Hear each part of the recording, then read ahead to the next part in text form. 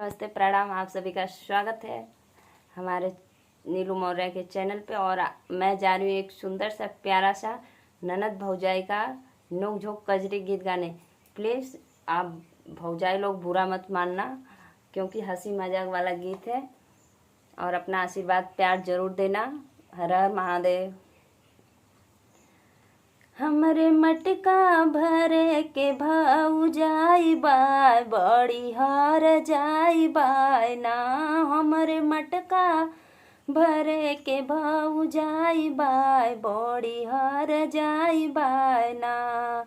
खाई दोना भर मिठाई हाली हाली मुँह डोलाई। खाई दोना भर मिठाई हाली हाली मुँह डोलाई।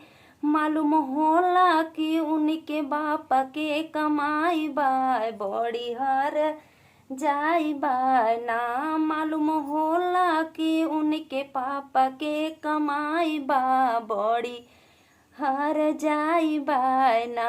हमरे मटका भरे के भौजाई बाय बड़ी हार जाई बाय ना।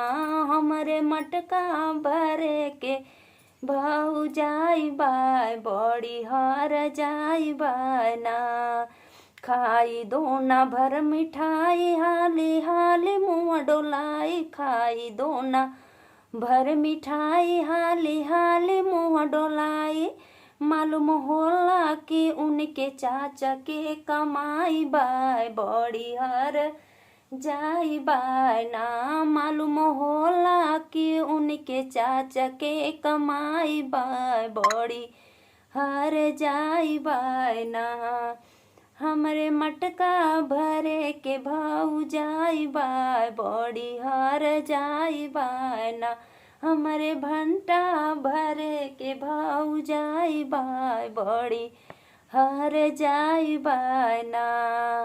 खाई दोना भर मिठाई हाली हाली मुँह डोलाई। खाई दोना भर मिठाई गोबर गोबर मुँह डोलाई। मालूम होला कि उनके भैया के कमाई बा बड़ी हर जाई बाय ना। मालूम होला कि उनके भैया के कमाई बा बड़ी हर जाई बाय ना। हमरे मटका नियन क भौजाई बा बड़ी हर जाई बाय ना।